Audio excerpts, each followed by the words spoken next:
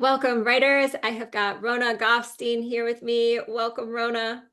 Hey, good to see you. Likewise, I am always delighted to talk with Rona because she just knows a whole bunch of stuff about writing and books, and plus she's just a great conversationalist. So I Oh, think thank that you. I think this is going to be super fun. But for people who may not know Rona very well yet, let me introduce you. Rona is a romance author and an Author Accelerator certified fiction book coach with a specialty in romance and women's fiction. She has been a published author since 2007, but you have to work with her to find out what her author name is. And Rona loves working with writers who have longed to make their book writing dreams a reality.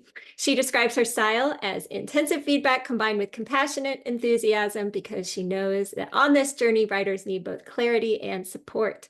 She has spoken on writing craft and business across the country and is the past president of the New Hampshire RWA chapter and Broad Universe. She lives in Massachusetts with her husband and sons, misses the 24-hour diners of her home state in New Jersey, and is always up for getting coffee or talking about books, writing, and where to go out for dinner.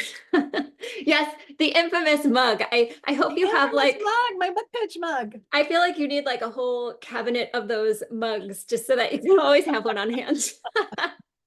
We'll just draw down. I always have mugs on hand. Coffee, big thing. Yes.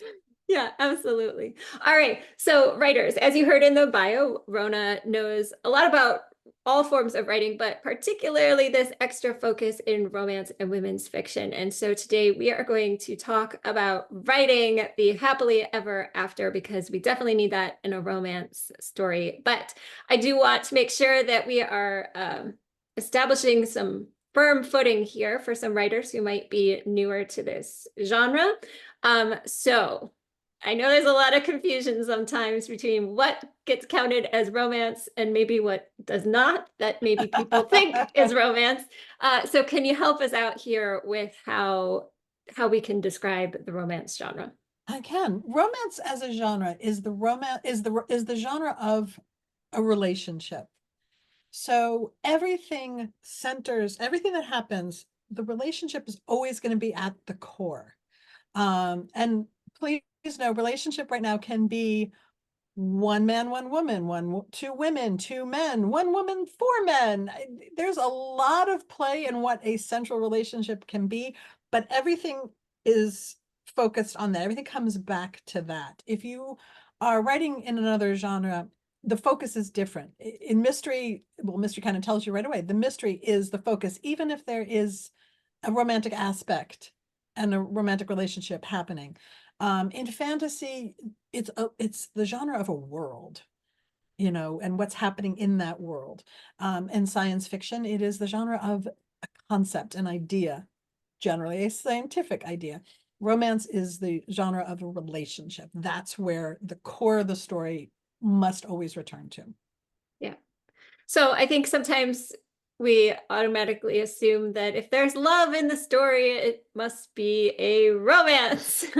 Yeah. What do you If have to there's say love in about the that? story, there is romance in the story. But if it is genre romance, the one hard and fast rule is it ends happily Yeah. for the central couple, no matter how many people are in that couple. Yes, I think that you Unless there's haven't. cliffhangers. By the way, there are cliffhangers in the genre. There are duologies and trilogies, so you Sure. can do that. But the story overall must end happily for the people in the relationship. Yes, you will see all the rage at writers on, Goodreads or whatever. If you've had a romance, you've advertised it as a romance and it turns out it's a tragedy. I like Yeah. Like, Romeo and Juliet is a tragedy with romantic elements. It's not a romance. Everybody's dead. spoiler I alert. actually had somebody submit a story to me once in an anthology I was editing, and she asked me the rules, and I said it needs to end happily for the couple. And it did. It just didn't end happily for them together. He was happy this way, Oh. and she was happy that way, but they weren't together. I'm like, oh, I needed to be a little more specific, apparently. They must be together at the end of the story. And happy about it. I'm happy about it. Okay, so that's what we're going to talk about here, Yeah. writers, because this is like the I feel like it is the critical piece of the romance genre, because without it, it's not Yes, and a romance. inevitably, every few months, at least once a year, somebody comes up and says, well, I still think it's a romance, you know, I want to write a romance where it doesn't end happily, or I don't, why do they have to end together? And the answer is simply because that's what the genre is about, and that's the genre expectation. And it's not that you can't write a story with a lot of romantic elements where the couple doesn't end up together. But that's a different genre. Yeah. Then we're looking at contemporary fiction, or maybe Exactly. fantasy or whatever, if you've It set could be it in a fantasy. different You know, world. in women's fiction, you frequently you may end up with the relationship that the woman gets into ending happily at the end of the book, but the more important aspect of the book is her journey and how she's grown and changed. Which is why, for example, Danielle Steele was always mentioned when I first started reading it, certainly, as she's so big in romance. And if you read her books, most of them actually don't quite qualify as romance, because there's usually her heroines frequently have more than one relationship Yeah. over the course of a book. And if that's the case, it's women's fiction with strong romantic elements. So Yeah. Yeah. All right. So I know there's like a couple phrases here. We've already kind of tossed out one here with the happily ever after. So mhm. writers, you might see that as an HEA for short. And we've also got our happy for now. Can you help us distinguish the difference between those? Because it kind of sound like they'd be doing the same thing. They kind of are doing the same thing. Whichever one you want to call it as a writer, it means that the couple is together, and as you said, happy that they're together.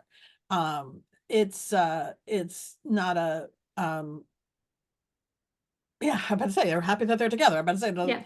happily for now, to me, generally tends to mean that the couple is together, but there's nothing specific about the forever after. So they are not married, they are not having children yet, or whatever it is, but there's nothing sort of clearly permanent that would suggest ever after.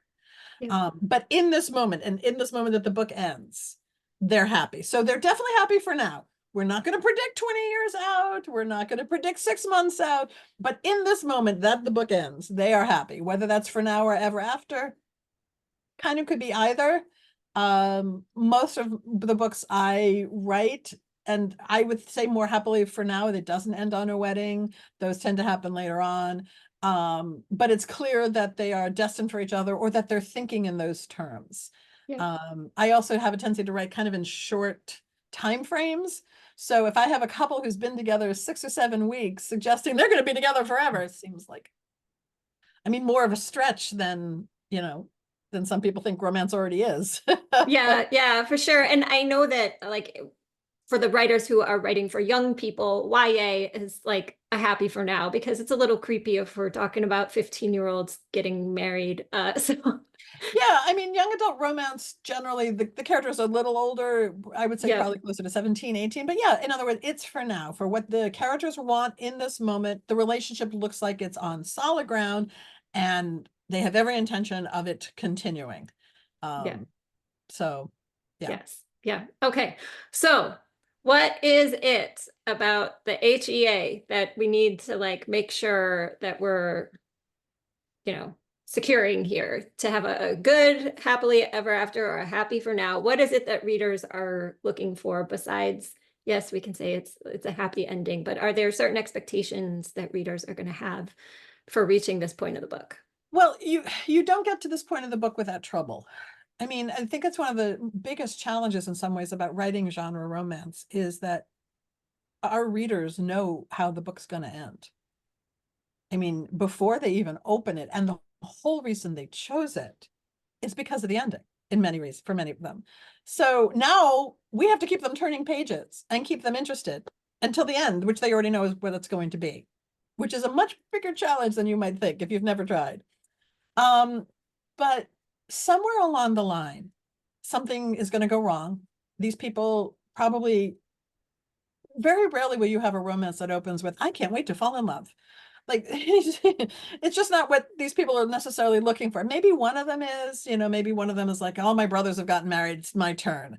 And so maybe they do, but and then you end up usually with a heroine who's like, no. So you have characters with goals that are not necessarily about the relationship.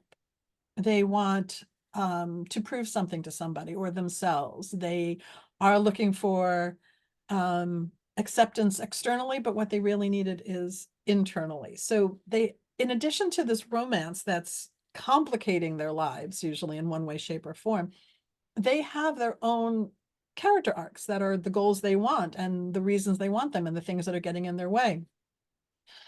Frequently what's getting in their way is this relationship or this person. You know, they are in a situation where he wants to buy the land that she wants to build her dream house on or her dream business on or whatever it might be.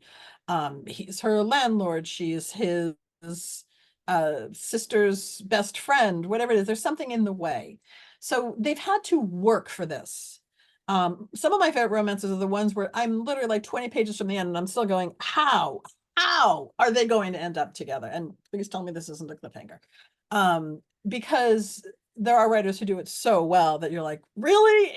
Other than like an act of, a magical fairy, I can't see how this is going to work. And of course, something does.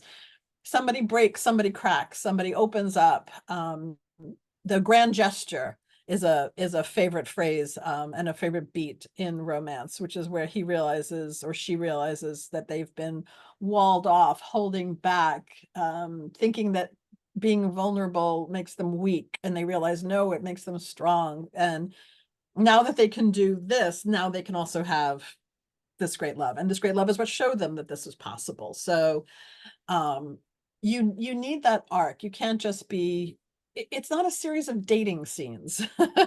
That does not constitute a romance novel. It's still a story of two people's character arcs. Although there are a couple of authors out there who focus with one point of view. Emily Henry most recently is one of the better known for that.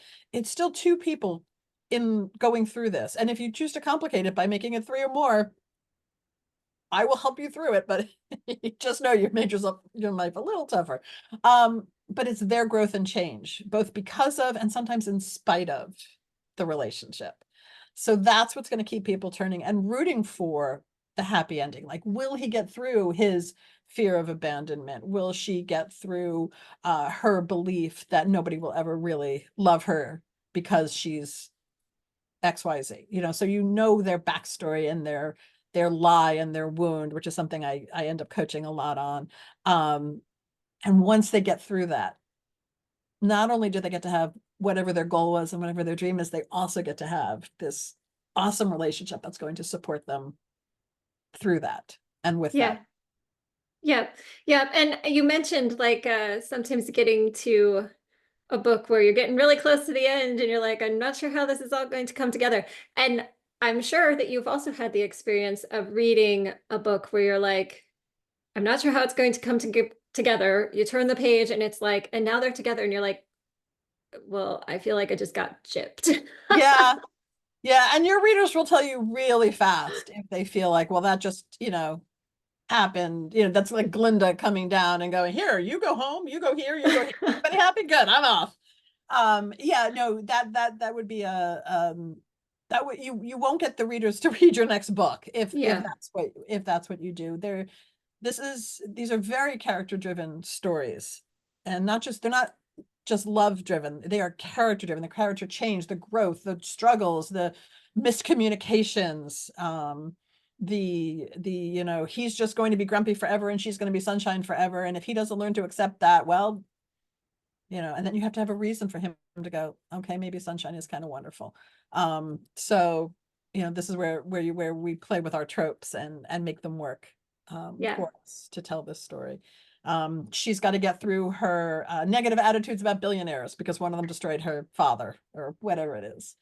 But yeah, no, you can't. The payoff has to fall in line with the goals and the arcs that you've written. Yeah, it's such an interesting it's almost like this paradox because the readers are picking up the book because, as you mentioned, it's like that happy ending is a guarantee, and so a lot of readers will go to this genre specifically to know that there is a happy ending in store for them. And yet if you give them a reading experience that is just happy, happy, happy, happy, happy, happy, like people are going to put that down. Yeah, no, you still need as much conflict and change and growth and backtracking. Like, Yeah. in real life, no growth is just sort of linear. You're like, yay, I'm making progress. I think I'm making progress. So we have those moments of setback, and at the end, when they think they figured it all out, nope, they haven't. His ex comes back, and all her issues around jealousy come back up again. She's willing to believe the worst again. He thinks this, being vulnerable is too frightening. He's shutting this down, only to realize that he can't go back to the way he was. So Yeah. Yeah. and then he So comes for back down, and then you have the grovel, whatever it might be. Good grovel is always, we love it. always welcome. For the writers who are, I imagine that most of the writers here are going to be working on either planning their novel or perhaps writing the first draft. Mhm. Are there any things that they can think about from the beginning to help them to make sure that the happy ending is sticking the landing, so to speak? Well, if you do like planning, Gwen Hayes has a wonderful book called Romancing the Beat, which Mhm. gives you a really good idea of the things you need to hit, including, phrases that people have come to learn, like the meet cute and the adhesion thrust. Because again, this is not like real life where you just go on dates until you decide you like somebody. There needs to be a reason for these characters to keep running into each other. They're forced to work together. They're forced to share a space together. I have a reality show setting once where, they have to work together. So you want to think about the things that are going to bring your hero, your two main characters together.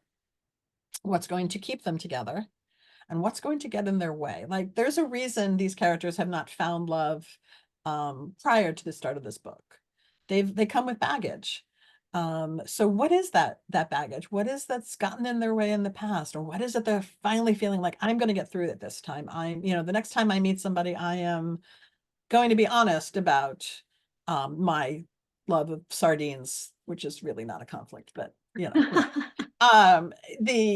that I feel like I'm never good enough, that all that stuff. My current heroine was raised by a narcissistic mother. Needless to say, she comes with some wonderful baggage I get to get her through.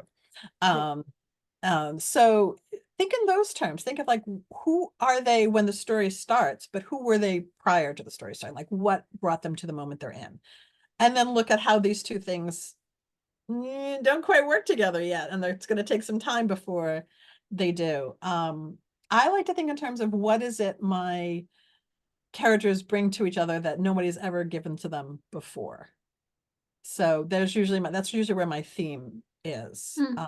So things like acceptance or bravery, understanding, connection, all these sorts of things that make good themes. Even a theme like love conquers all, which ironically you tend to see even more in non-romance books. You tend to see that, in the Hunger Games, it's all about love conquering things. Even science fiction, you'll see it, that's what's driving them, that this connection and found family and all of that. But it's who these people are that's both making it work and making it not work. So think about those things I think before you write, knowing that, and then having them have the GMC, the goal motivation conflict, that's not relationship based, but that's something about them and their lives that they want. Yep. Yep. Well, writers, Rona has all sorts of helpful writing tips and just is a wealth of knowledge. And so I want to make sure folks can find you. Where's a good spot for us to connect? You can find me at ronagofstein.com. So how you see it written there, no space. And then in the notes, we'll send you a link if you wanted to sign up for my newsletter, and you'll hear from me twice a month. There's ways to just chat. And also for those of you who are watching who don't write romance, but who are trying to get a romantic subplot in there, please reach out, because that can come across as forced, and for some reason it just feels uncomfortable. They're not sure how to write it. And I'm happy to talk with you about how you might want to layer that in to any kind of book and make it believable, because sometimes it's not. Yeah. Awesome. Awesome. Yeah. So writers, we will have links to all the things that Rona just mentioned. And Rona, I want to thank you so much for your time and for this fabulous conversation. You are so welcome. I'm so glad you're doing this for writers, because there is so much out there.